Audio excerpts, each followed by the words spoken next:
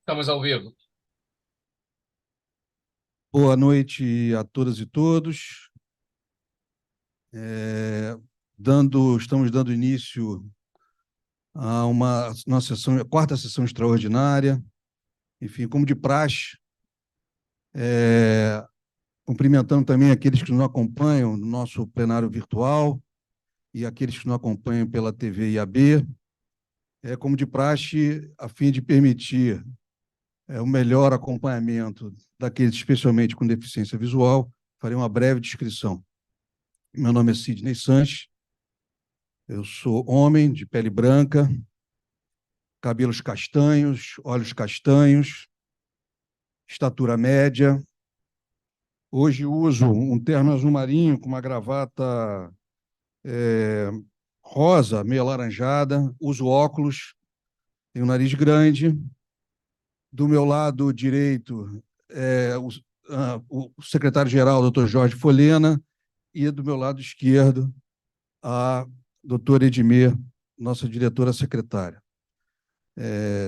Uma felicidade muito grande a nossa solenidade de hoje. Estamos dando aberta a quarta sessão extraordinária do Instituto dos Advogados Brasileiros, gestão 2022-2025, onde teremos a posse, como membro benemérito, do professor doutor Silvio Luiz de Almeida, aqui presente.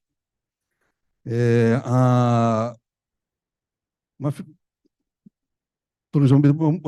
uma felicidade muito grande recebê-la aqui hoje, e especialmente em razão da sucessão de inúmeras comemorações que tivemos ao longo deste ano da Casa de Montezuma.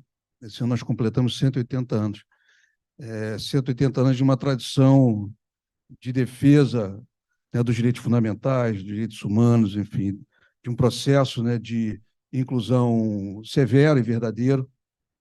E aí recebê-lo na casa hoje é de um simbolismo muito grande. Então, de antemão, desde logo, já agradeço enormemente a sua presença e transmito que a felicidade de hoje é a felicidade dessa casa cheia, aqui prestigiando a sua posse. Então, muito obrigado pela sua presença.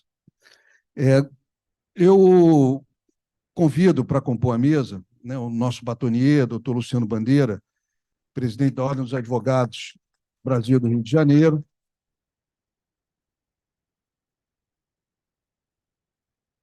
sempre junto e apoiando as nossas iniciativas. Então, sempre muito obrigado aí pela presença. E, na sequência, eu convido o doutor Silvio Luiz de Almeida. Por favor, venha aqui ao lado da doutora Edmê fazer...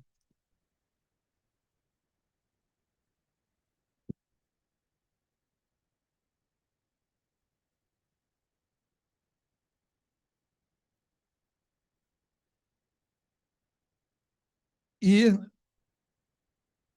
os nossos dois associados indicantes, nossa diretora de biblioteca,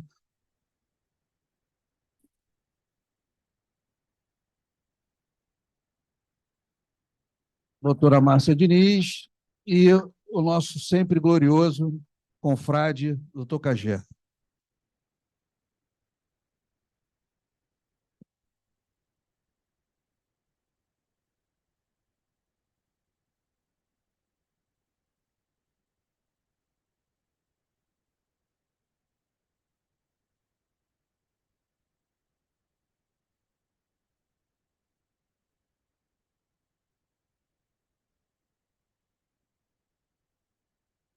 Doutor Cagé. Não. Enfim, antes de começar, nós faremos a leitura das autoridades presentes para posteriormente fazer o início da nossa solenidade de posse. Boa noite a todos e a todas. Uma satisfação, nós estamos aqui mais uma sessão com o novo presidente, uma sessão especial, extraordinária, com a posse de um sócio benemérito, importante sócio benemérito. E temos aqui diversas autoridades que vão fazer os respectivos registros da presença. Doutora Luciana Helena de Oliveira, coordenadora da Defesa Criminal da Defensoria do Estado do Rio de Janeiro. Doutora Edna Schultz e Almeida, presidente da Comissão de Anistia do Ministério dos Direitos Humanos e da Cidadania e professora da Faculdade de Direito da Universidade de Brasília. Doutora Rita Cortez, ex-presidente do IAB e presidente da Academia Carioca de Direito. Desembargador Ciro Darlan. Adriana Brasil Guimarães, desembargador Ciro Darlan, do Tribunal de Justiça do Estado do Rio de Janeiro, tá? Só para registrar aqui presente. Aposentado, nesse momento aposentado, né? Agora atualmente advogado e sócio do IAB, talvez o maior título então, mais importante que eu. Adriana Brasil Guimarães, segunda vice-presidente do IAB, está aqui na primeira fila. Doutora Valéria Pinheiro, conselheira da OAB do Rio de Janeiro. Doutora Mônica Alexandre Santos, querida amiga Mônica, presidente da ACAT, diretora da Ordem dos Advogados do Brasil, da seção Rio de Janeiro. Doutora Daniele da Silva Magalhães, coordenadora de promoção da equidade racial da Defensoria Pública do Estado do Rio de Janeiro. Doutor Antônio Laerte, diretor do IAB, está ali, meu amigo Laerte. Doutor Carlos Eduardo Machado, primeiro vice-presidente do IAB, presente. Doutora Margarida Presburger, membro do Conselho Superior do IAB, a primeira fila aqui. Doutor Ítalo Pires, presidente da Comissão de Direitos Humanos da OAB do Rio de Janeiro. Doutor Armando de Souza, diretor do IAB e presidente da Comissão de Trânsito da OAB do Rio de Janeiro. Doutor James Walker, presidente da Associação Nacional da Advocacia Criminal, ANACRIM. Doutor Aderson Bussinger, diretor do Centro de Pesquisa da OAB do Rio de Janeiro. Laerte, meu amigo Aderson. Doutora Gisela Gadelha, diretora jurídica da Firjan, representando o presidente da entidade, doutor Eduardo Eugênio Gouveia Vieira. Doutor Sérgio Tosh, nosso orador oficial. Muito bem. E vejo aqui na sala virtual o professor José Geraldo, nosso sócio benemérito, né? Se eu não me engano, nosso segundo sócio benemérito, né? Segundo sócio benemérito. Temos também aqui na sala virtual a doutora Patrícia Medeiros, presidente da JUTRA, doutor Antônio Lisboa, também vejo presente na sala, e vamos mais adiante, a lista vai ampliando, vejo outras autoridades aqui presentes, vai vindo, eu vou fazendo os registros, tá? Posteriormente, dos demais que que a lista está sendo agitada. Obrigado. Dando início à nossa solenidade de posse, eu convido para a leitura do compromisso de posse o doutor Silvio Luiz de Almeida, que eu peço a Vossa Excelência, que temos aqui a gente passa para cá, acho que fica mais fácil, né? Peço a todos que fiquem de pé para fazer a leitura do termo de posse, termo de compromisso.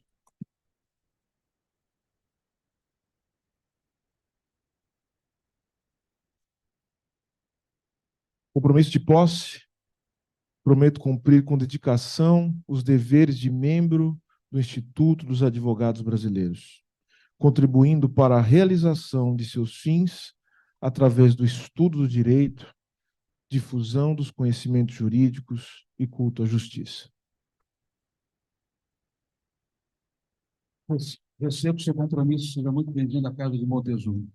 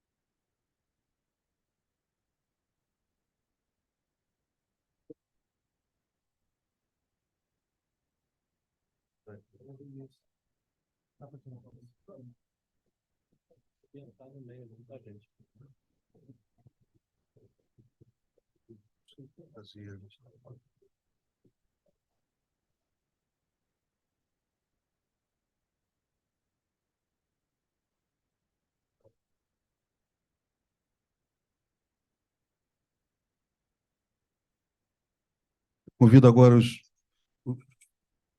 sócios proponentes para fazer uso da saudação ao professor doutor Silvio Luiz de Almeida, nosso confrade já empossado e membro da Casa de Montezuma. Doutora Márcia.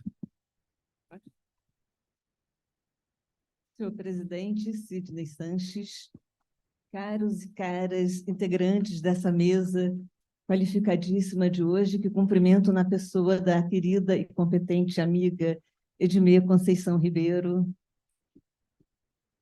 advogados e advogadas, caríssimos colegas do Instituto dos Advogados Brasileiros, presentes no plenário virtual e também, principalmente, no nosso plenário histórico do IAB hoje.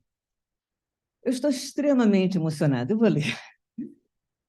É uma honra imensa saudar o ministro Silvio Luiz Almeida como membro benemérito da Casa de Francisco G. Acaiaba de Montezuma. Essa indicação eu tive a honra de subscrever, junto com meu dileto e admirado amigo Carlos José Santos da Silva, nosso famoso e queridíssimo Cagé. Senhoras e senhores, hoje é um dia histórico para o Instituto dos Advogados Brasileiros.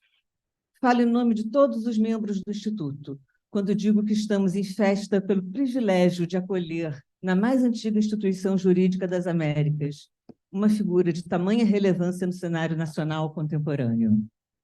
O advogado, filósofo, professor Silvio Almeida, ministro dos Direitos Humanos e da Cidadania. Silvio Almeida é doutor em Direito e em Economia pela Universidade de São Paulo, com pós-doutorado também em Direito e Economia, igualmente pela USP.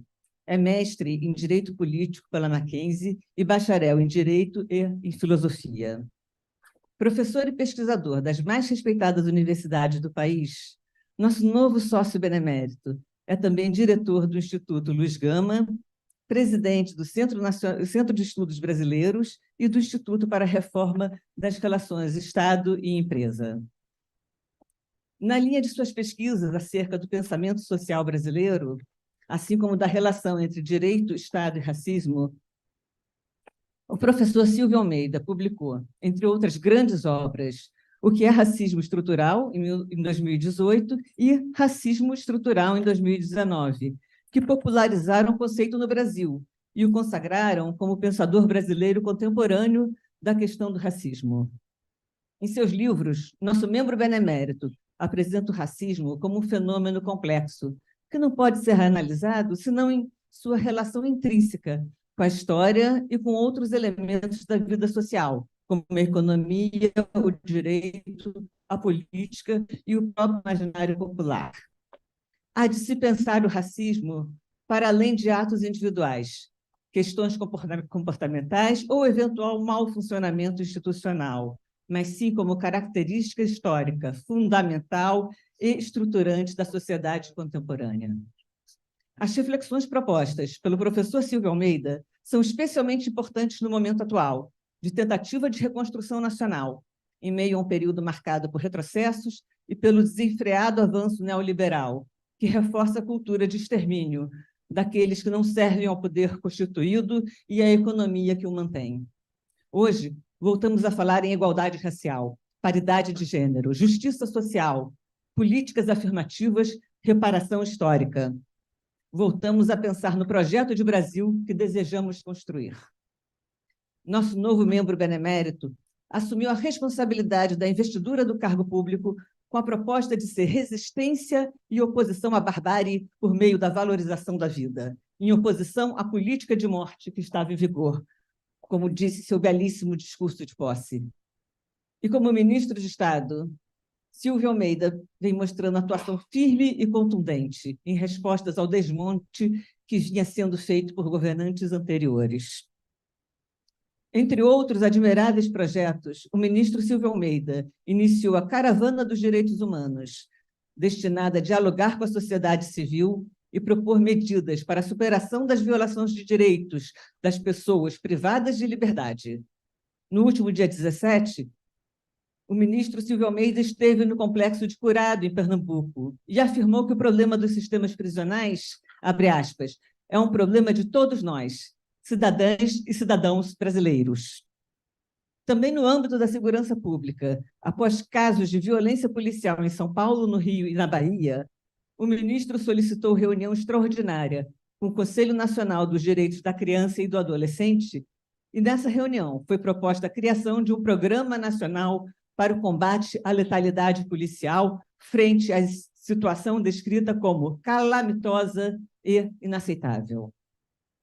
No dia 10 desse mês, o ministro organizou um seminário em parceria com o movimento independente Mães de Maio, em que foi apresentada pesquisa sobre a luta e resistência das mães vítimas de violência do Estado. Temos entre nós um ministro de Estado que propõe uma verdadeira reorientação ideológica, o que passa pelo resgate e preservação da nossa história. Neste diapasão, o ministro propôs a recriação da Comissão Especial sobre Mortos e Desaparecidos Políticos, que foi criada em 1995 para localizar e identificar pessoas com paradeiro desconhecido durante a ditadura militar, e que foi extinta em dezembro de 2022, no apagar das luzes ou das trevas do governo anterior. Em menos de um ano de gestão, é perceptível a drástica mudança do nível de debate público nos mais diversos âmbitos. Por exemplo, no debate sobre a descriminalização das drogas, enfrentou com coragem e conhecimento, afirmando que a questão das drogas é um problema de saúde pública e não de natureza criminal. Os firmes posicionamentos do ministro Silvio Almeida perante as inúmeras violações de direitos que nos assolam encontram eco nos pareceres e demais manifestações do IAB.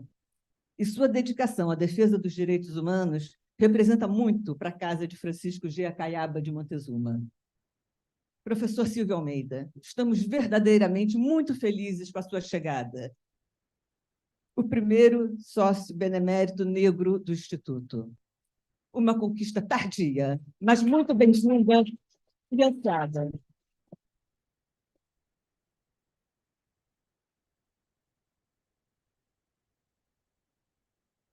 Uma conquista tardia, mas muito bem-vinda e ansiada por todos nós, membros do IAB. A presente solenidade se dá em um momento de esforço de pluralização do Instituto por meio de implementação de sistemas que confiram transparência e acessibilidade aos nossos quadros. Não se pode falar em democracia hoje sem falar sobre combate ativo ao racismo. Temos todos o dever de assumir posturas ativamente antidiscriminatórias e antirracistas. Promover debates e difundir a urgência deste enfrentamento é a pauta prioritária da Comissão de Criminologia do IAB, que tem a honra de ser fundadora e presidente. No ano em que a mais antiga instituição jurídica das Américas completa 180 anos, lançamos o Censo Institucional, com o escopo de mapear o perfil étnico-racial do IAB e, a partir daí, promover ações afirmativas para enfrentar e reparar as históricas injustiças que marcam a nossa sociedade e que se reproduzem nos espaços profissionais e acadêmicos.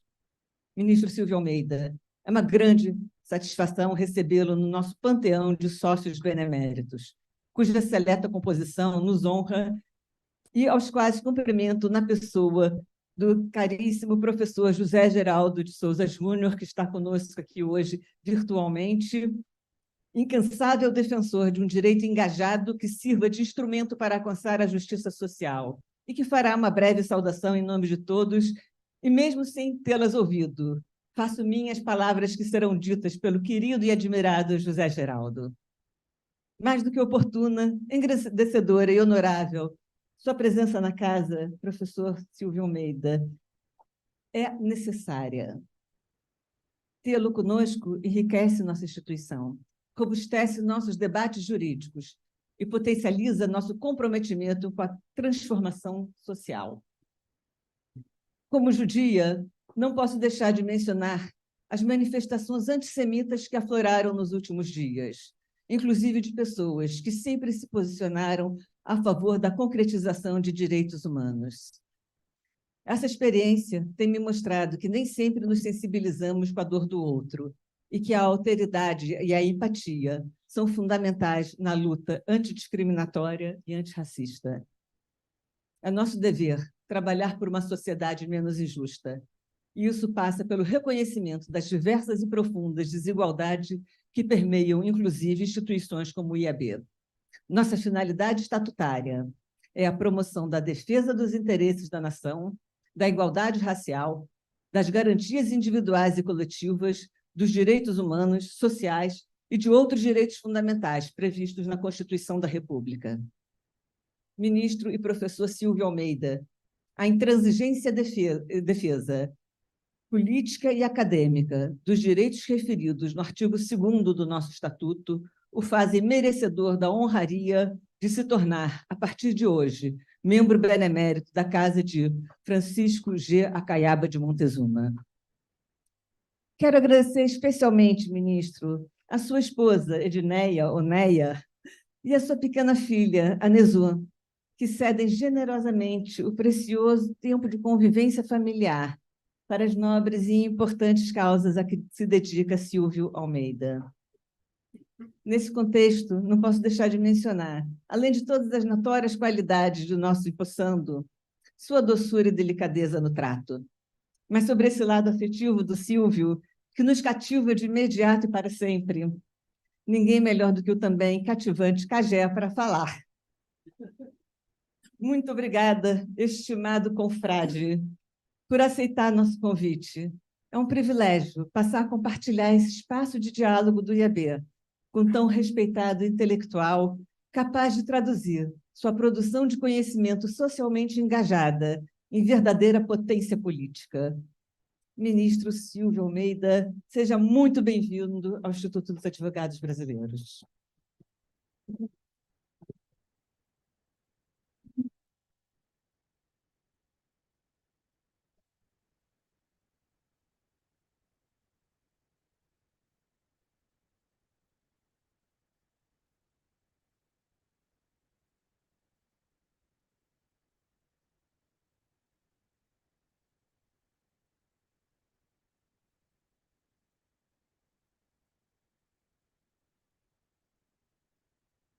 Eu convido agora o doutor Carlos José Santos da Silva, doutor Cagé, para fazer uso da nossa tribuna, saudar o confrade, professor doutor Silvio Almeida.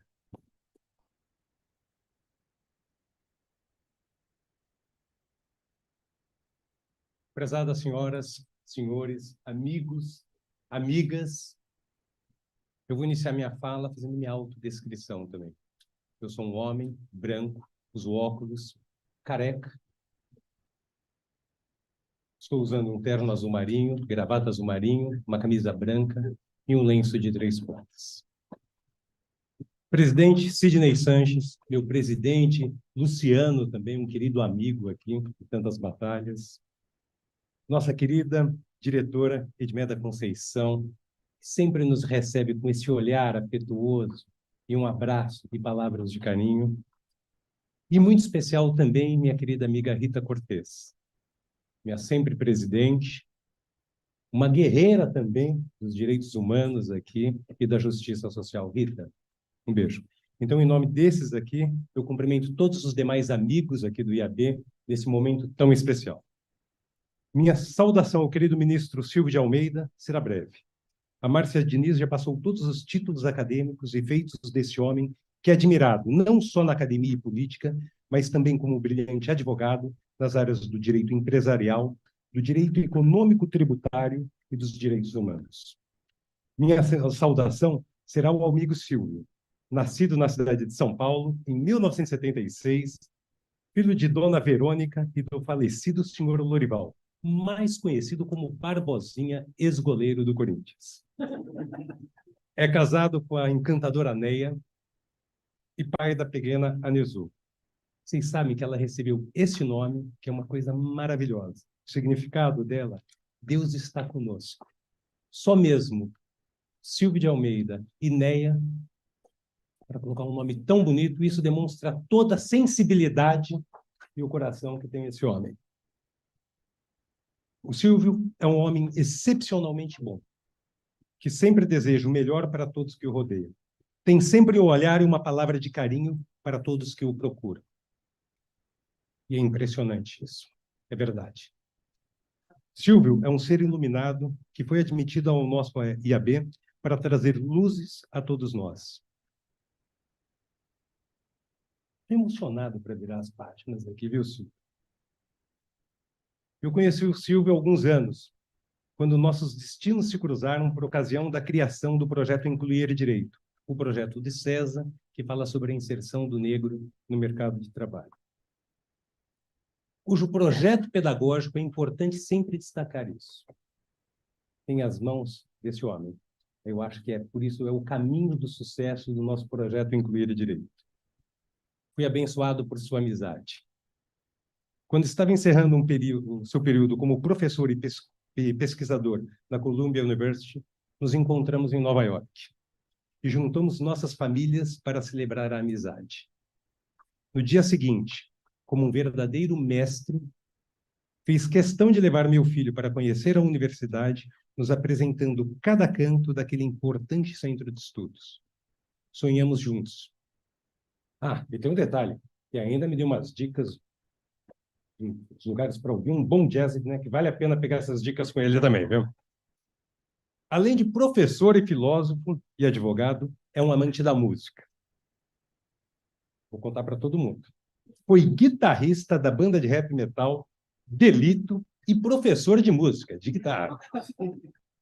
Silvio é tudo isso. Companheiro, amigo, um bom pai, professor e um agente transformador da sociedade. Sua luta política contra a discriminação e as injustiças sociais é de extrema importância para a construção de uma sociedade mais igualitária. Em seu discurso de posse como ministro dos Direitos Humanos, Silvio emocionou a todos e comprometeu-se a não esquecer os esquecidos e lutar para um país que põe a vida e a dignidade em primeiro lugar. Em seu discurso, eu vou repetir aqui, que foi uma parte que muito me tocou também. Então, diz o Silvio, diz um antigo ditado iorubá, Exu matou um pássaro ontem com uma pedra que só jogou hoje. Presente, passado e futuro são realidades entremeadas. E nessa encruzilhada que nos encontramos, eu diria que são também indissociáveis. Não nos movimentamos apenas em seu plano, para que não nos esqueçamos jamais da grandiosidade das nossas lutas. Nossa conexão é com o passado, presente e futuro. Silvio está fazendo tudo isso. Amigo, seja bem-vindo.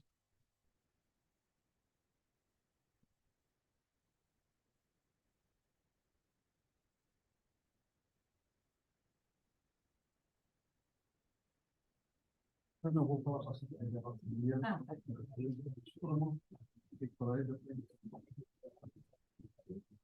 Eu mexi na minha querida dissertação.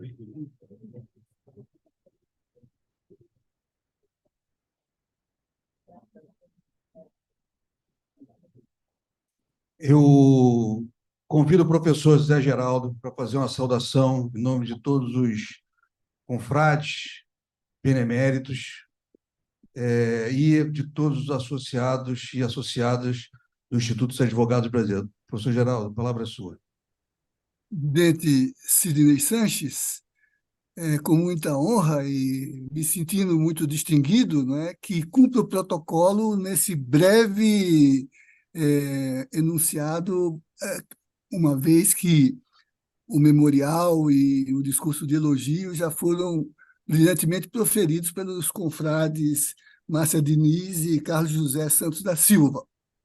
Queria cumprimentá-lo e a toda a mesa diretora, mas me permitindo que também faça uma menção à doutora Rita Cortez, aqui presente, e a minha colega de universidade, que é também consoro do Instituto N.A. de Stutz e Almeida e que preside a Comissão de Anistia do Ministério dos Direitos Humanos.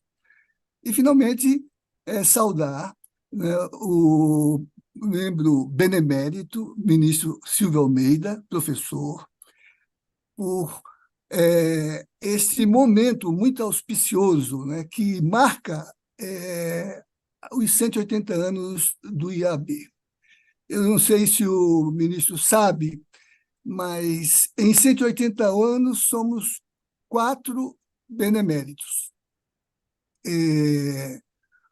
O doutor Bernardo Cabral, que foi o relator geral da Constituinte em 88, eu que, em seguida, fui designado, depois os professores Boaventura de Souza Santos e Eugênio Zaffaroni. Esse pugilato vem seguir-se a sua posse nesta sessão. O que nos distingue os anteriores, talvez, a condição de gerontes. Somos todos precursores de uma caminhada de grande alcance no sentido da longevidade, e o senhor é um jovem professor, um jovem militante das lutas por dignidade, por cidadania, por direitos e por direitos humanos. Mas com um percurso que o coloca em alto patamar, como já vimos pelos discursos de o encaminhamento, de proposição, né? Não apenas porque o senhor trabalhou um conceito que é singular e que revela um modo de pensar a concretização dos direitos humanos, mas porque o senhor transportou o enunciado conceitual para a implementação de políticas públicas, para a concretização dessas políticas públicas, para que as palavras não fiquem vazias de alcance e possam transformar a realidade, ampliando a dignidade da cidadania. Quero dizer que, menos que falar de seu percurso, e já foi amplamente colocado pela consora Márcia e pelo confrade Santos da Silva, a distinção ela também marca aquele que a promove. Quando falamos de alguém, falamos mais de nós do que daquele destinatário do nosso discurso. Quando distinguimos um percurso como o seu, falamos muito daquilo que queremos ser, na expressão da distinção que lhe traz essa posse, essa nomeação, considerando os objetivos do artigo 8º do Estatuto com relação ao que representa trazer para o corifeu do IAB um membro benemérito. E é o que se expressa ao longo destes 180 anos, uma instituição que criou as condições para que o direito fosse uma mediação para a realidade política da construção da cidadania e da dignidade humana em nosso país. Queremos marcar essa distinção. Queremos que as políticas instaladas com a criação do Instituto e realizadas nas sucessivas presidências, que agora tomam corpo na presença do presidente Sidney Sanches, traduza, como nesse período de jubileu dos 180 anos, as várias atuações que aqui se realizaram, celebrando a Constituinte de 88, nos seus 35 anos, marcando a identidade da luta por inclusão, vencendo os processos discriminatórios e anti-humanos que se expressam num sistema ainda colonial, no racismo, no patrimonialismo, no patriarcalismo. Queremos falar do que representa para nós essa perspectiva de uma instituição com essa longevidade, mas que quer representar na construção do social essa abertura para recuperar no direito o seu papel de ser o agente que implementa na política a nossa consciência histórica de emancipação e de humanização. Então, em nome dos membros beneméritos, mas procurando também traduzir um tanto daquilo que representa o sentimento de toda a nossa agremiação, queria também acolhê-lo, não só no Instituto, o presidente já o fez, mas neste pequeno colégio de beneméritos, que vai se ilustrar muito com a lúcida posição, a lúcida formulação que Vossa Excelência traz para a Casa de Montezuma. Muito obrigado, presidente Sanches, pela honra, pela distinção, e a toda a sua mesa diretora e ao conselho diretor. Um momento solene, marcante, né, que augura para o Instituto, né, uma nova página de construção de espaços de emancipação, espaços civilizados, espaços de mediação da política pela dignidade do direito. Muito obrigado.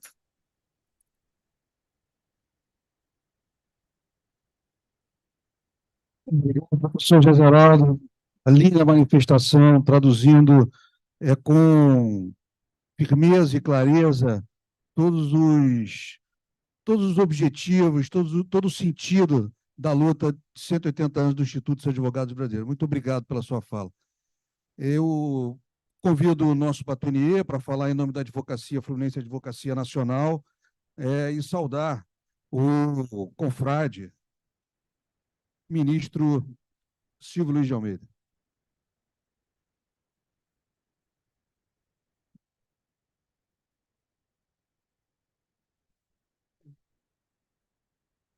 Boa tarde. Primeiro, cumprimentar todas as pessoas presentes aqui nesse plenário histórico. E não vou estender, porque eu vou fazer uma breve saudação. Então, eu cumprimento todas as autoridades já antes mencionadas, na pessoa do meu presidente, Sidney Sanches, que eu nunca me canso em enaltecer a sua gestão, a sua atuação, mas especialmente a pessoa humana que o Sidney é. Ministro, é uma felicidade muito grande para a Ordem dos Advogados, na seccional do Rio de Janeiro, ter o senhor aqui como membro do Instituto dos Advogados Brasileiros. O IAB é a nossa alma mater. Todos nós saímos daqui, a Ordem foi criada aqui, a advocacia brasileira foi criada aqui no Instituto, na Casa de Montezuma. Então, a sua entrada, a sua participação como membro benemérito é uma honra muito grande para toda a advocacia do nosso Estado, tenho certeza, e falo aqui em nome do presidente Beto Simonetti, para toda a advocacia nacional. Eu só posso dizer que demorou muito tempo, 180 anos é muito tempo, mas a gente não pode mais olhar para trás, nós temos que olhar para frente e nos agarrar às conquistas, pelas pequenas conquistas, assim que a gente constrói um futuro melhor, sem deixar de almejar coisas grandes. A Ordem dos Advogados tem uma história muito importante e eu destaco em duas questões que têm muita relação com a luta do ministro hoje na frente da pasta dos direitos humanos. A Ordem foi importantíssima, não só desde lá de trás, na luta pelo direito das pessoas, dos presos no Estado Novo, mas principalmente na redemocratização depois da última ditadura militar, instaurada no golpe civil-militar de 1964, mas principalmente a luta contra a tortura. E o que mais espanta, porque a tortura ainda é uma realidade brasileira. A tortura é algo presente no dia a dia da cidadania brasileira. Principalmente no Rio de Janeiro, eu tenho certeza que em São Paulo, em Minas Gerais, na Bahia, em Pernambuco, em todos os estados brasileiros, a sensação é a mesma. A violência policial, a ausência de uma política efetivamente cidadã de segurança pública, ela transforma a realidade de cada cidadão, de cada um de nós, de um temor às sevícias, muitas vezes, do Estado-polícia que nós enfrentamos hoje. O Rio de Janeiro é um exemplo muito importante disso e está em todas as imagens nos telejornais, nos jornais de todo o Brasil e do mundo, pela ausência absoluta do Estado na segurança pública. Mas, e aí, lembrando aqui que o ministro é fundamental na construção, na permanência, na impressão na consciência de cada um de nós, na questão do racismo estrutural, que quem mais sofre com isso é o povo preto, do brasileiro, do Rio de Janeiro, das favelas, das comunidades, porque eles que estão mais submetidos às violências que são praticadas pelas ausências da ausência da segurança pública. A gente, durante muito tempo, a ordem, algo que eu sempre pensei, a ordem, ela, durante muito tempo, ela se bateu no seu papel, um papel fundamental, eu não nego isso, da redemocratização, da anistia, da luta pela anistia, o restabelecimento do habeas corpus no Brasil, tudo isso foram os advogados e advogadas que trouxeram de volta para a nossa sociedade. Mas a gente não pode mais ficar só falando isso em todos os eventos que a ordem passa.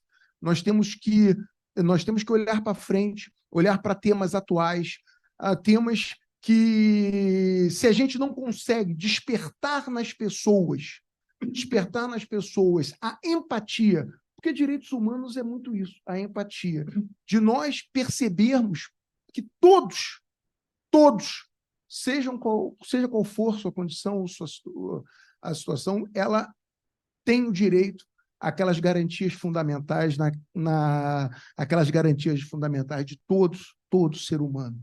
E se a gente não consegue despertar essa empatia, porque talvez seja impossível, nós temos que ter, e aí a tão importante função do ministro, e no pouco tempo que o senhor está à frente da pasta, já mostrou que está à frente disso, nós temos que estabelecer políticas públicas efetivas que garantam que, para aqueles que não têm empatia, o respeito dos direitos humanos valerá. Então, ministro, eu reputo, em nome da advocacia do Rio de Janeiro, e em nome do presidente Beto Simonetti, da Advocacia Nacional, a satisfação que a ordem tem de ter o senhor no Ministério dos Direitos Humanos e, especialmente, o senhor como membro benemérito do Instituto dos Advogados Brasileiros. Parabéns, ministro.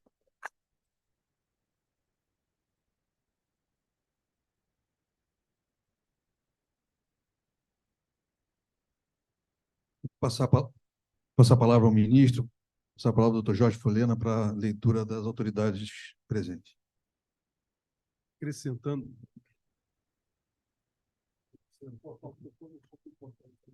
Importante.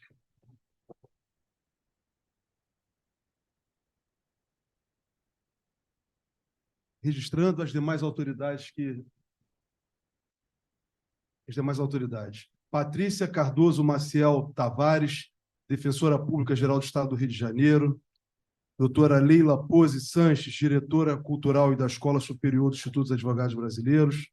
Doutora Daniele Marques de Souza, presidente da Comissão de Defesa dos Direitos das Pessoas com Deficiência do Instituto dos Advogados Brasileiros. Doutor Luiz Antônio Camargo de Mello, representante institucional do IAB no Distrito Federal. Doutora Daniele da Silva Magalhães, da Defensoria Pública do Estado do Rio de Janeiro, é coordenadora de promoção da equidade racial da Defensoria. Doutora Aline Radan, acho que é assim, Radan, presidente da Comissão de Filosofia do Direito da OAB de Rondônia, peço desculpas se não é Rondônia mesmo? Perfeito. Doutora Mônica Cunha, vereadora da cidade do Rio de Janeiro. Bem-vinda, vereadora.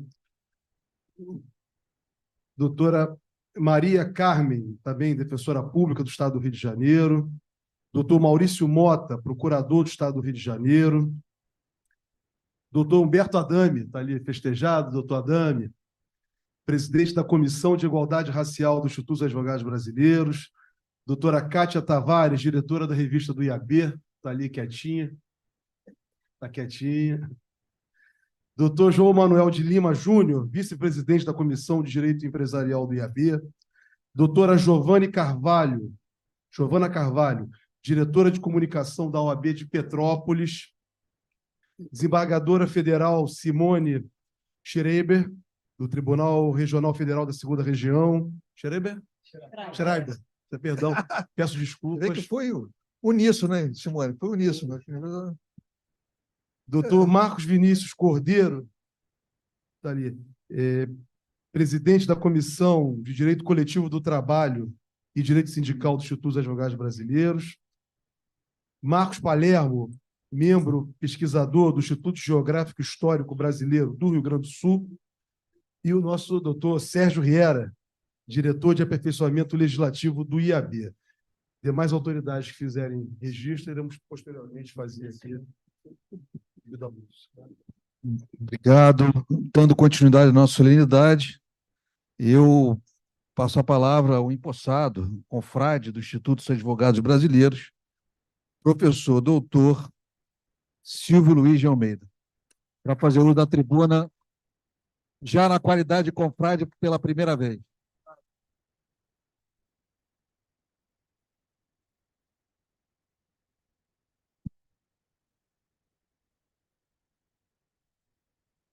Bom, em primeiro lugar, uma boa noite a todas as pessoas aqui presentes. Eu estou emocionado que deixei ali a minha nominata. Agora sim. O Cagé fez de tudo e a doutora, enfim, fizeram tudo para eu chorar, mas eu consegui me segurar. Isso era uma estratégia que eles tinham desde o início, mas eu consegui me sair bem. Agora o coração cheio de emoção.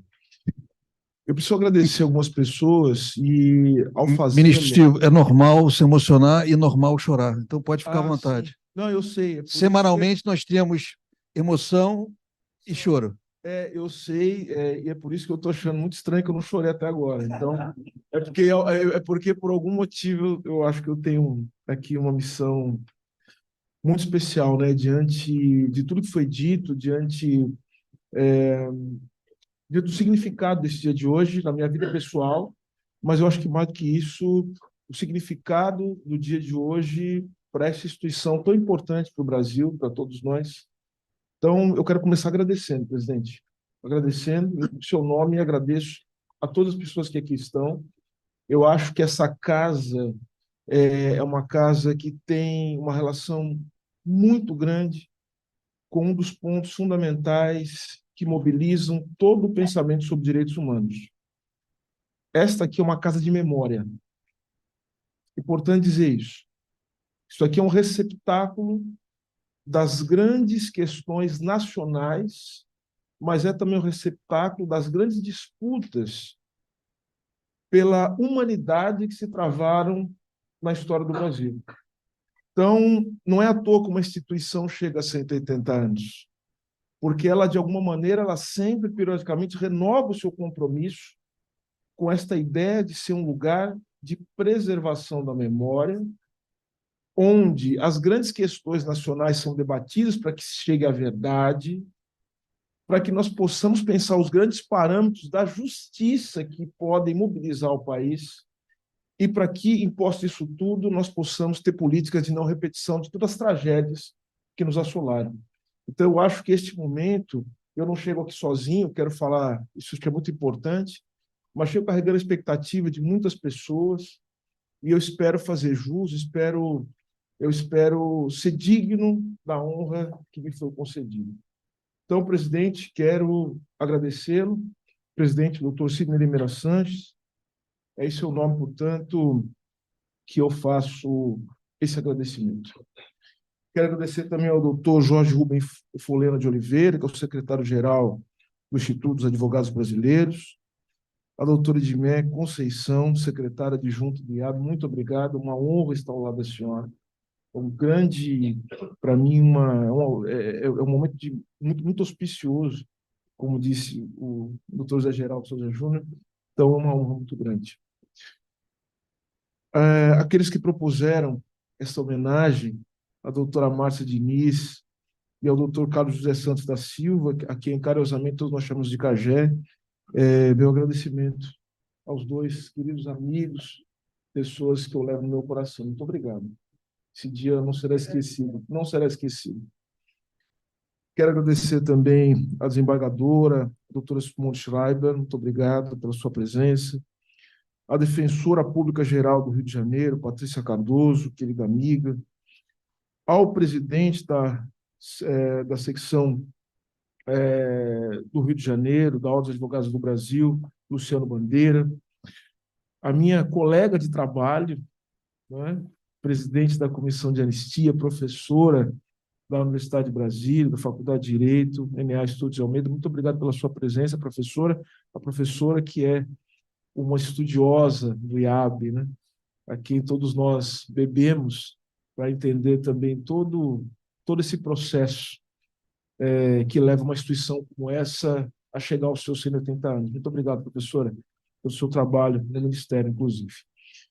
Ao meu colega de trabalho também, né, Tiago Botino, coordenador da Faculdade de Direito da Fundação Getúlio Vargas do Rio de Janeiro, meu colega, sou professor da Fundação Getúlio Vargas também, com muito orgulho, muita honra.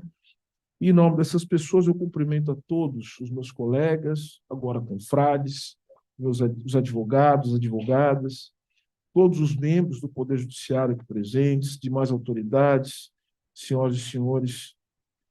Pois bem, eu fiquei refletindo sobre como fazer a vinculação entre essa belíssima homenagem que me é concedida, mas uma homenagem que também é uma grande responsabilidade, que me coloca também com uma série, com um conjunto de deveres, e o tema a que eu me propus a falar, que é sobre direitos humanos e advocacia. Bom, refletindo sobre como é juntar as duas coisas, eu quero falar primeiro do significado dessa homenagem, né? Eu vi uma coisa muito bonita essa semana, quando o secretário de Justiça da Bahia, numa cerimônia também que fui agraciado com o título de cidadão baiano, que agora sou baiano também, além de paulista, ele disse uma coisa muito interessante. Ele disse o seguinte, que toda homenagem ela é uma forma, obviamente, de laurear a trajetória de um indivíduo, enfim, mas essa não é a parte mais importante, né? Mas toda homenagem, disse ele, é uma forma também de se conectar com os compromissos que o laureado assumiu durante a vida. Essa parte foi muito bonita. Exatamente isso. Ou seja, acredito eu que ao me ser concedida a oportunidade de ser sócio benemérito no Instituto dos Advogados Brasileiros, a Casa de Montezuma, esse lugar que tem tanta importância desde o ano de 1843, da sua fundação, é porque, de alguma maneira, o IAB faz esse processo que acabei de falar agora, esse processo de renovação dos seus compromissos para com o Brasil e para com as disputas, porque esse aqui é um lugar de disputa também, nós sabemos disso, com as disputas que o Brasil encerra. E eu digo isso porque aquilo que me propus a fazer na vida, que é a luta pelos direitos humanos, a luta contra o racismo, a superação, né, lutar e pensar como é possível caminhar em direção ao mundo em que as injustiças elas possam ser superadas. O IAB, quando me homenageia também os valores que conduzem a minha trajetória. Mas tem um terceiro elemento que o Felipe não falou também, que eu acho que é importante, né? Que além essas duas dimensões de uma homenagem, tem uma terceira dimensão, que é fazer com que aquele que é homenageado não esqueça quais são os valores que o fizeram receber a homenagem. Então, eu sinto que hoje, mais uma vez, eu renovo meus compromissos com aquilo que me faz ter o respeito de cada um dos senhores e cada uma das senhoras aqui. Então, eu agradeço a homenagem do ponto de vista pessoal, mas agradeço a homenagem porque essa homenagem me faz lembrar o porquê que eu estou aqui e quais são os motivos que me conduziram até aqui. Então, mais uma vez, obrigado. Agora, eu quero falar um pouco sobre direitos humanos e também, mais uma vez, no contexto dessa homenagem, eu disse que aqui é um lugar de disputa. E, de fato, é um lugar de disputa porque, vejam só, Esta casa ela foi fundada em 1843, e eu quero lembrar que a fundação do Instituto dos Advogados Brasileiros,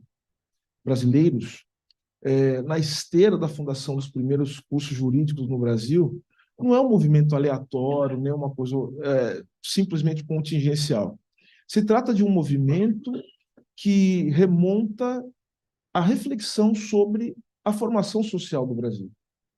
Então, vejo que, de alguma maneira, os advogados e advogadas, foi por meio das advogadas e advogados, foi por meio dos cursos jurídicos, que o Brasil ele começa o seu processo de conexão com aquilo que nós chamamos de modernidade. Então, vejam que as formas sociais que hoje regem o nosso mundo, eu estou falando das formas econômicas, eu estou falando do capitalismo, eu estou falando também da formação do Estado contemporâneo, falo também do imaginário social. Eles tiveram como, vamos dizer assim, como um lugar para o qual se dirigir, dentro do movimento de formação dessas ideias no mundo todo, tiveram os cursos jurídicos e os advogados com uma expressão subjetiva desses processos da formação do mundo moderno. Então, a modernização do Brasil, ele tem como veículo, do ponto de vista da subjetividade, os advogados e advogadas. E eu acho que, não só acho, como tenho certeza, lendo os especialistas, aqueles que estudaram, por exemplo, a professora Eneá, que o Instituto dos Advogados Brasileiros foi o receptáculo das discussões primordiais sobre a formação social brasileira. E, obviamente, que essa institucionalização do debate nacional ela traz consigo uma série de consequências que fazem parte de toda a trajetória desse instituto. Quero lembrar aqui de algumas questões que eu acho que são fundamentais e que se ligam diretamente à discussão sobre direitos humanos. O que eu quis dizer quando eu falei que aqui foi o grande receptáculo da modernidade que se constituía globalmente, mas que faz com que o Brasil entre num processo de modernização, que, aliás, é o grande tema do pensamento social brasileiro. Ou seja, a pergunta sobre a identidade nacional, quem somos nós, diante de um mundo, né, que se modifica, que se transforma muito rapidamente. E aí, obviamente, que essa discussão sobre quem somos nós, sobre identidade nacional, se torna inevitavelmente uma discussão sobre raça, senhoras e senhores. Uma discussão, portanto, sobre os caminhos da modernização, do acoplamento do Brasil com esse processo de transformação do mundo à imagem e semelhança do capitalismo que se formava na Europa e, posteriormente, nos Estados Unidos, é um debate também sobre as condições subjetivas de viver nesse mundo. E, portanto, a pergunta é, quem somos nós? E o debate racial está inserido nisso. Então, desde o início, querendo ou não, para a alegria de alguns, né, que sempre se colocaram na posição de defender essa tese, mas para o desgosto de outros, o debate racial é um debate intrínseco ao pensamento brasileiro e ao pensamento sobre a viabilidade do país. A outra discussão é a discussão sobre como as instituições brasileiras estavam preparadas ou não para a modernidade. E aí entra um debate, inclusive, sobre o pensamento econômico brasileiro. Agrarismo ou industrialismo? Qual que é a vocação do Brasil? Como é que o Brasil ele pode se colocar como um jogador dentro do mercado internacional? E vejam que essa pergunta nos leva de novo a pensar assim, que povo é esse? Quais são as condições subjetivas de se industrializar? Quais as condições subjetivas? Talvez a nossa vocação seja agrária. Muitos defenderam isso. Muitos, inclusive, que frequentaram esta casa, né? Estavam nesse debate. Então, vejam que eu coloquei aqui, identidade nacional, as condições de sustentação do Brasil diante da economia global. E essa pergunta é uma pergunta sobre o que nós temos de singular, qual a singularidade do nosso povo. Então, desde o século XIX, nós estamos discutindo isso. Desde o século XIX. Né?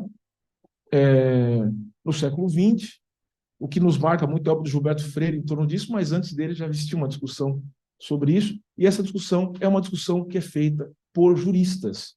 E muitos dos juristas que discutiam isso estavam nesta casa. Querem ver o grande debate? E querem ver como esse debate ele tem a ver com o tema central daquilo que nós nos propusemos a fazer aqui, no caso eu, que tem a ver com direitos humanos. que tem a ver com a economia, que tem a ver com a formação social brasileira e tem a ver com a identidade nacional, é o debate sobre a escravidão. Esta casa abrigou os grandes debates sobre a escravidão no Brasil. E eu acho que é um debate, obviamente, que é um debate que mobiliza questões de natureza moral, sem dúvida. Mas eu quero dizer o seguinte, que o debate sobre a escravidão não é um debate moral tão somente, embora o seja, também. O debate sobre escravidão é um debate que envolve profundas contradições.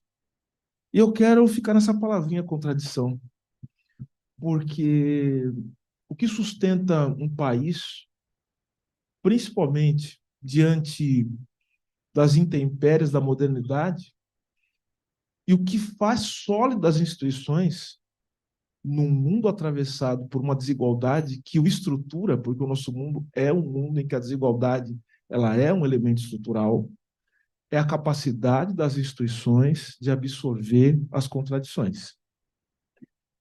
É isso. Então, eu diria o seguinte, não é à toa que o IAB tem 180 anos. É a capacidade de absorver as contradições. E por que eu estou falando de contradição e acabei de falar de escravidão? Porque a gente tem uma contradição para resolver aqui e que, na verdade, mais do que resolver, os juristas sustentaram essa contradição. Foi graças aos juristas que essa contradição ela sustentou a sociedade brasileira durante muito tempo, pelo menos até finalzinho do século XIX e até meados de 1888, que é a contradição entre liberdade e escravidão. Liberalismo e escravidão. Como é que a gente consegue ser liberal e, ao mesmo tempo, sustentar a escravidão? Parece que não dá certo. Os juristas, nós fizemos dar certo. Nós fizemos essa composição. Eu diria o seguinte, os juristas não são só os brasileiros, tá? Em todos os lugares do mundo onde existiu a chamada escravidão moderna, os grandes juristas, falando aqui, estou falando na Inglaterra, quando nós lemos os escritos de Sir Blackstone, ele justamente tenta fazer esse equilíbrio muito difícil entre as concepções liberais que mobilizam a formação do pensamento, ou, se preferirem, da ideologia que mobiliza os advogados juristas, e a escravidão. Tanto é verdade que um dos nossos grandes intérpretes do Brasil, num livro que eu considero que é obrigatório para cada um de nós, que é Dialética da Colonização, de Alfredo Bose, ele vai dizer, mas que liberdade é essa que o Brasil, que os brasileiros, juristas brasileiros defendiam, né? E quando eu falo que defendiam, eu quero dizer que havia aqueles que não concordavam com isso, tá? Deixando bastante evidente. E essa casa brigou, alguns que não concordavam com isso, que brigavam, né?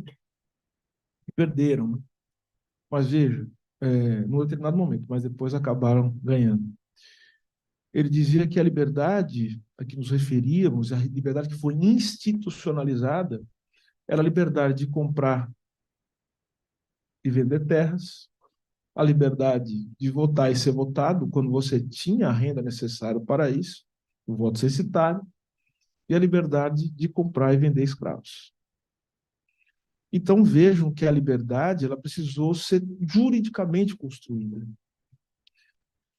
Então vejam que a ideia de contradição, a ideia de equilíbrio dessas contradições e a forma com que essas contradições elas são incorporadas ao imaginário social, elas dão para nós o índice do que é humanidade.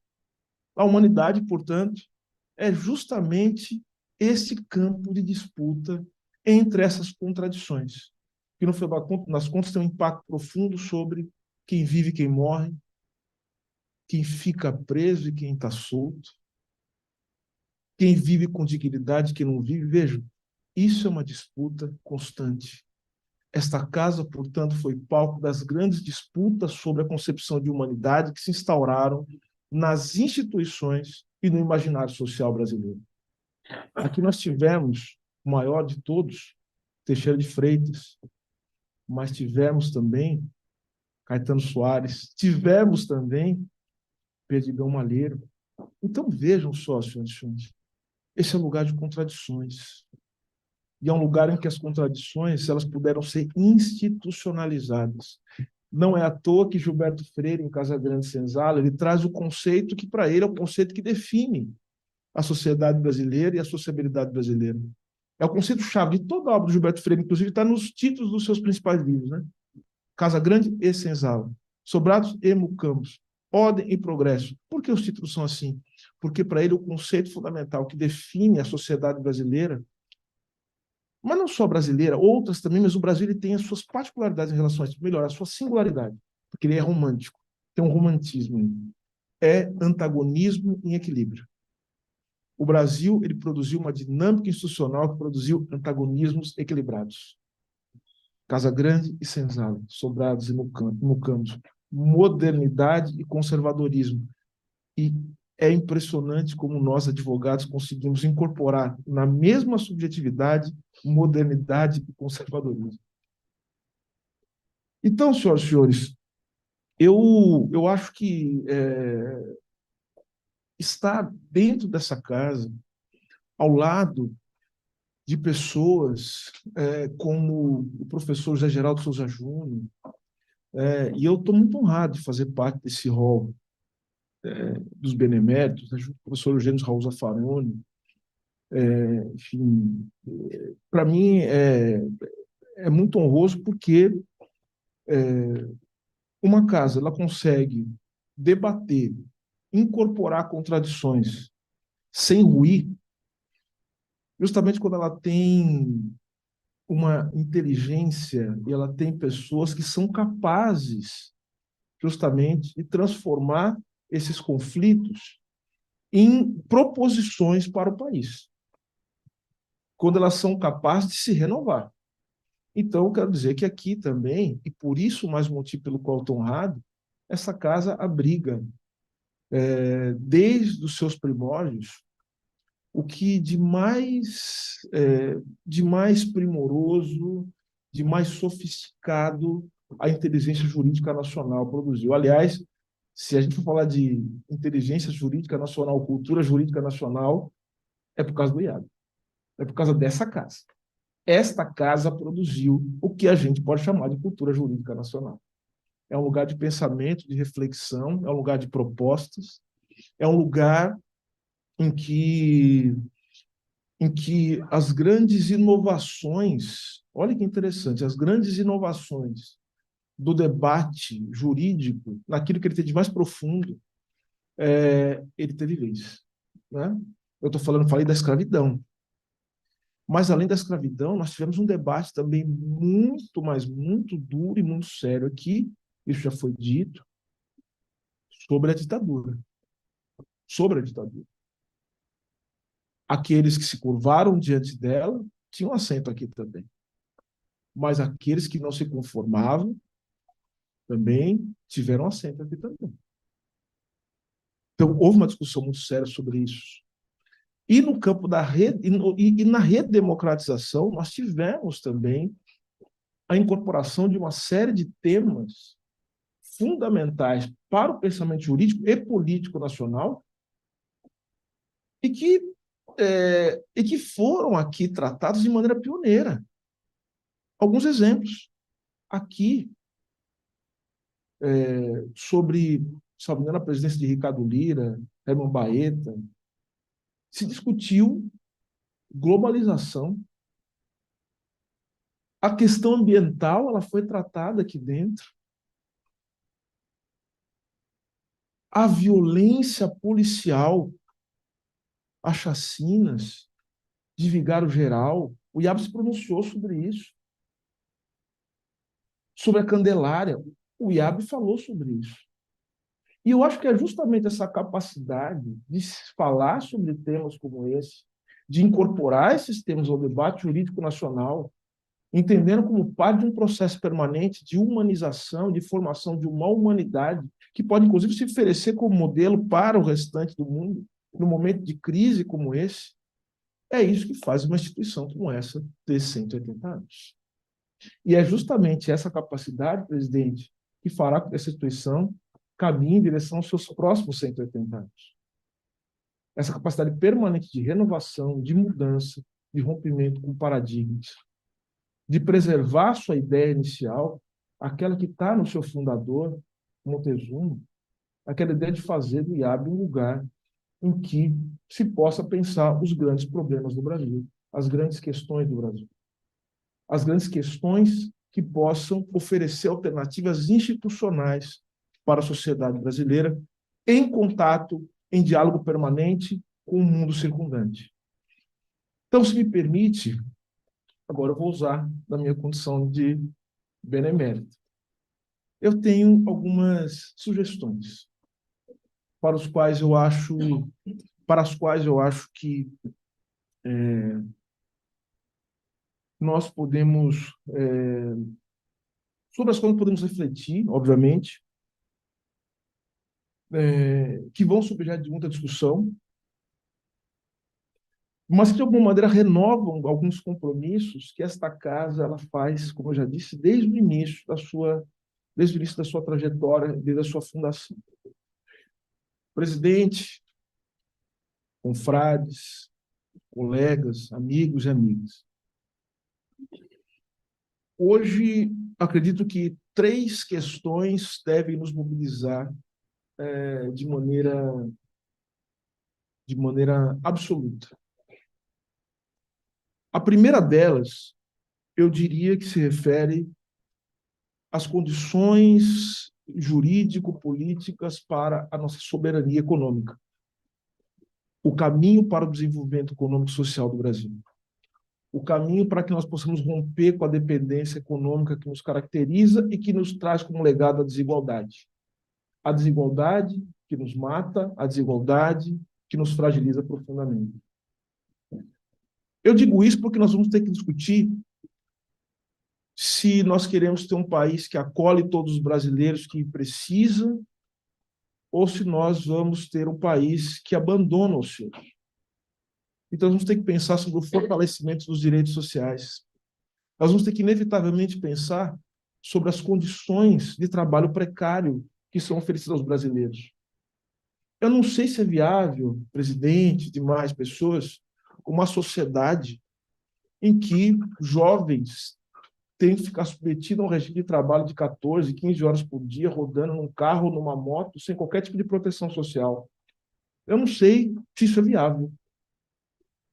Eu acho que talvez também nós temos que pensar em como fortalecer talvez nossa maior conquista de direitos humanos, aquela que serve para o mundo como o nosso farol. Eu acho que todo o jogo do Campeonato Brasileiro tinha que ter uma faixa exaltando essa nossa conquista, que é o Sistema Único de Saúde.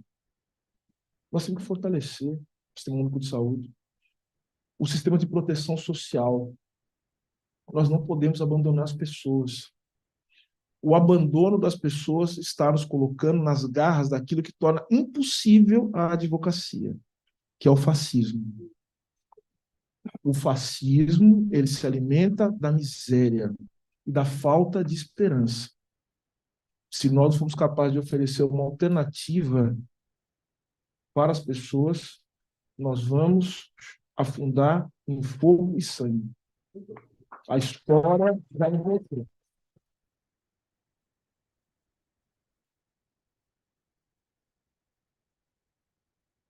E esta casa discutiu essas grandes questões e é o lugar onde essas questões elas têm que ser discutidas. Como nós podemos oferecer ao Brasil uma arquitetura jurídica e institucional de proteção às vítimas de violência, de proteção àqueles que mais precisam.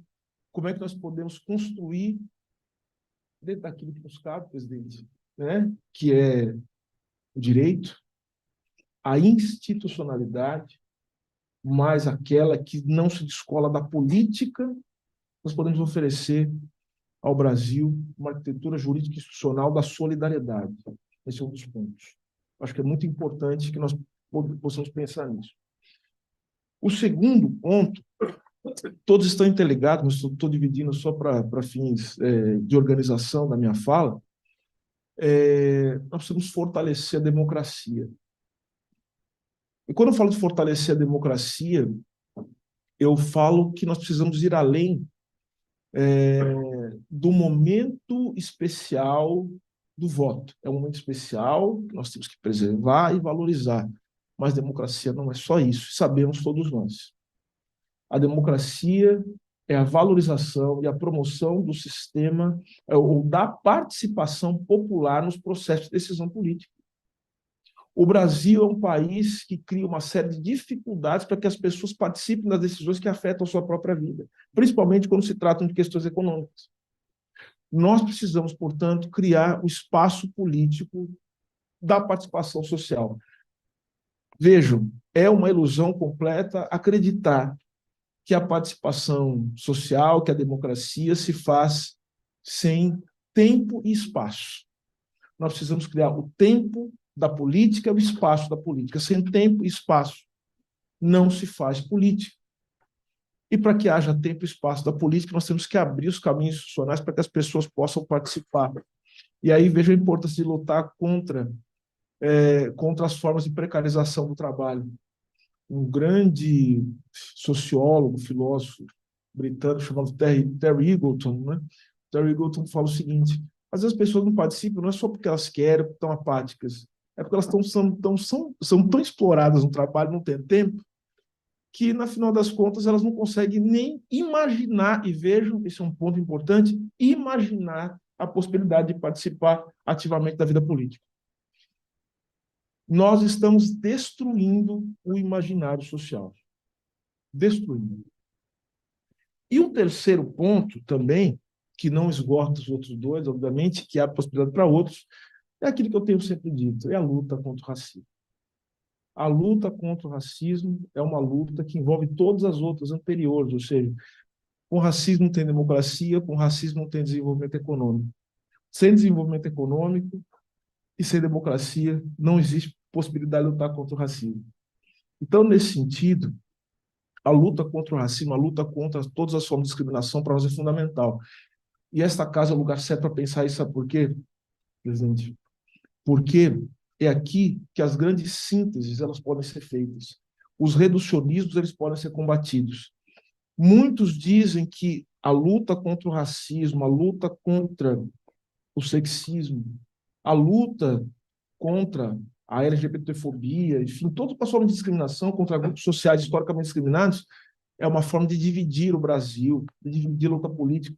Presidente, esse tipo de pensamento é um pensamento que não faz jus à grandeza desse instituto. Porque nós sabemos que a luta contra o racismo é justamente uma luta para que o Brasil possa, se for isso possível, se tornar um país e uma nação. A luta contra o racismo é uma luta para que o Brasil possa ser um país. Porque um país como o nosso, ou uma realidade política como a nossa, de violência, de exclusão, de miséria, especialmente contra grupos sociais historicamente discriminados, não gera um país. Inviabiliza o Brasil. Então, é nesse sentido, é em nome justamente daqueles que acreditam na possibilidade de restabelecer ou de estabelecer uma nação, um país, é que nós temos que lutar contra o racismo.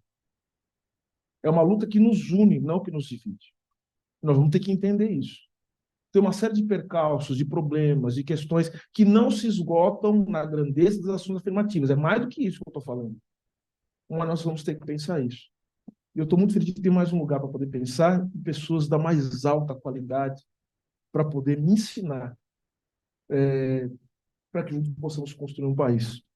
Esses 3 pontos, obviamente, todos eles englobam uma questão que eu tenho certeza que preocupa muito de todos aqui, que é a questão ambiental. Obviamente, nós estamos destruindo o planeta, né?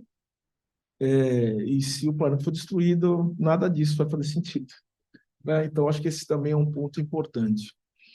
Doutora Inêa, a senhora tem nos ensinado muito, a senhora faz parte de um lugar dentro do Ministério dos Direitos Humanos que para nós é muito caro, que é o lugar que começa a construção, né, onde o Ministério começa a construção, atendendo toda uma onda, né, que vem, que construída dentro da América Latina, né, que é a luta contra as ditaduras que se instalaram na América Latina, a partir do pós-guerra, a partir dos anos 50, no contexto da Guerra Fria. Então, a nossa noção de direitos humanos, obviamente, não é a mesma noção de direitos humanos, ainda que com ela dialogue, que foi construída a partir dos eventos do século XVIII na Europa. Não tenho dúvida disso. A nossa noção de direitos humanos, ela trabalha com uma realidade que é atravessada pela escravidão, pelo colonialismo e pelas ditaduras. Então, para nós falar de direitos humanos é falar de um processo de transição. Nós construímos as políticas de direitos humanos no Brasil a partir dessa lógica da transição. Como é que a gente sai da ditadura para uma democracia? Só que nós sabemos muito bem, a senhora foi muito bem nesse sentido, doutor. Falou muito bem, porque olha o que acontece. Nós temos que necessariamente olhar para o que resta da ditadura, e resta muita coisa, hein? Muitas coisas, nós estamos vendo aqui. Aliás, nós vimos durante 4 anos, nós estamos vendo ainda o que significou isso, desde o dia 8 de janeiro nós vimos isso, nós estamos vendo até agora. Né? Então, vejam só, não é à toa, portanto, que nós naturalizamos a violência, que nós aceitamos tão facilmente que nos retirem o pouco de democracia que nós temos. Não é à toa, porque nós construímos, veja, uma vida política, primeiro, calcada na escravidão. De novo, a escravidão não é só uma questão moral, é uma questão econômica, de formação social. Havia um pacto de todos os brasileiros, assim, entre aspas, contra as pessoas escravizadas no Brasil. A escravidão era uma coisa normal no Brasil. O anormal era a não escravidão. Era quem falasse contra a escravidão. Isso tem consequências, assim como tem consequências também, até hoje, os 21 anos que nós tivemos de ditadura militar. Essas coisas não foram superadas, inclusive entre nós. Então, veja o seguinte, nós precisamos, de alguma maneira, pensar em como criar instituições para superar, a Comissão de Anistia é uma delas, para superar os efeitos da ditadura. Só que, como eu costumo dizer, o pessoal que cantava rap desde os anos 80 já via que tinha alguma coisa errada, porque o fato do fim institucional das ditaduras não significava o fim daquilo que a ditadura trazia consigo, que é a violência que continua nas periferias, que continua, né, enfim, nas prisões, que é esse lugar onde a gente não quer olhar, ou muitos não querem olhar, e é justamente sobre isso que a gente tem que pensar, ou seja, como é que a gente consegue superar a ditadura, os seus efeitos e toda a violência que caracteriza a história brasileira. De novo, presidente, para encerrar, esse lugar foi um lugar feito para pensar isso. Ele nasceu dentro, né, desse caldo de cultura, dessa efervescência. E é um lugar, como eu já disse, é um lugar que institucionalizou a discussão e o debate sobre as grandes contradições do Brasil. As contradições não se encerraram, nós estamos aqui sentados em cima de muitas delas, mas também com o coração cheio de esperança de que nós possamos avançar e fazer desse país o sonho de muitos que aqui estiveram, que aqui passaram. E eu não posso terminar sem deixar de dizer o seguinte: alguns dos nossos maiores, com todas as possibilidades de estar aqui, nunca puderam aqui estar. Quero dizer que, é em nome dessas pessoas que aqui tomam posse hoje, presidente, é em nome desses e destas que não puderam aqui estar, é que eu aqui me coloco. E quero homenagear especialmente uma dessas pessoas, talvez o maior de todos nós, que é Luiz Gama. Então, estou aqui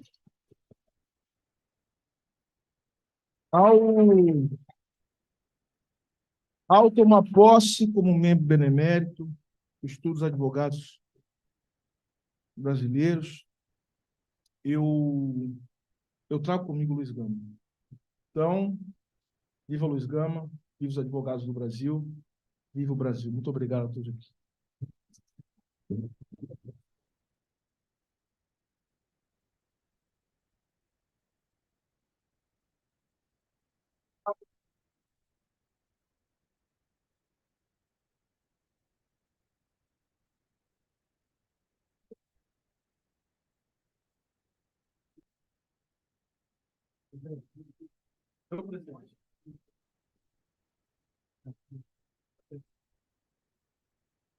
Ministro, não poderia ser mais emocionante. Quero lhe tranquilizar que todas as suas provocações elas já constam da pauta do Instituto, então, enfim, temos agora mais um aliado, enfim, porque todos esses temas são tratados profundamente aqui, não só no nosso passado recente, mas intimamente ligada à história do Instituto que contribuiu para a construção do Estado brasileiro. Não sei se foi feliz em dizer que, enfim, nós são 180 anos, né, de uma casa de juristas, como disse o presidente Luciano, né, 180 anos, né, cuidando da advocacia, da democracia e da nossa institucionalidade constitucional. Então, a Vossa Excelência vem, né, com a sua fala, ratificar toda essa trajetória de luta na defesa de uma democracia social. Você destacou nossa luta para conquistar efetivamente quais são os princípios constitucionais que norteiam, que foram norteados pela Constituição de 88, que é perseguir uma democracia social. Esse trabalho está em processo de construção, temos muito o que fazer. E com sua chegada, enfim, na qualidade de confrade benemérito, enfim, vai se unir a esse grupo de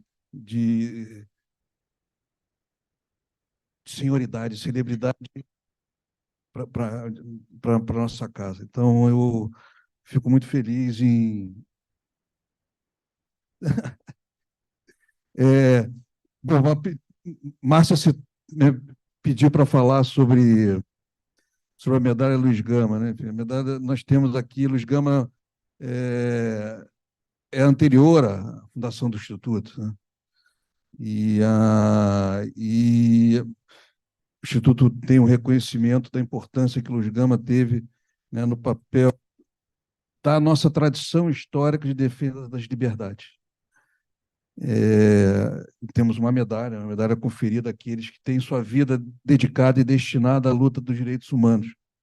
Não sei se Márcia está querendo já fazer uma postulação concreta, e é óbvio que eu tenho toda a certeza, não tenho dúvida disso, né? Enfim, então, mais um momento apropriado chegará. Então, se sua proximidade, admiração, caminhar, estar junto com o Luiz Gama, isso tudo vem ao encontro da nossa casa e vem tudo dos compromissos que o Luiz Gama tem com essa casa e que nós temos com ele. Então, uma felicidade enorme. É uma medalha linda, desenhada por Oscar Niemeyer, que tem sido assim motivo de muita gratidão em inúmeros momentos de conferir a personalidade com essa obrigação histórica de defesa dos direitos humanos, que de tempos em tempos, né, conferido ao órgão. Então, eu, como conheço a doutora Márcia Diniz, ela já veio nessa perspectiva. Então, mas Vossa Excelência, né, ao longo das suas atividades, tem que efetivamente, né, cumprir toda uma agenda. O doutor Armando está aí olhando, né, tem que participar de comissão, né, doutor Armando? A professora Maria Lúcia Girão já me pediu, logo na entrada, que da Comissão de Filosofia, Vossa Excelência faça parte para discutir. Então, enfim, então,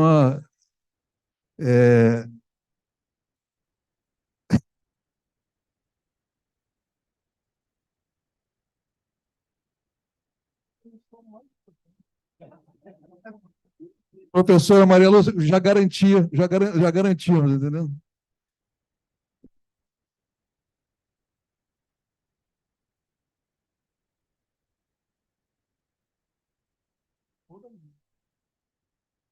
Então, eu agradeço a todos, enfim, os presentes, aqueles que aqui, enfim, participaram dessa comunhão, né? Nós, semanalmente, conferimos posses a novos integrantes. Semanalmente, temos, né, o nosso momento emotivo e, invariavelmente, de choros. Então, e a sua fala traduziu exatamente, né,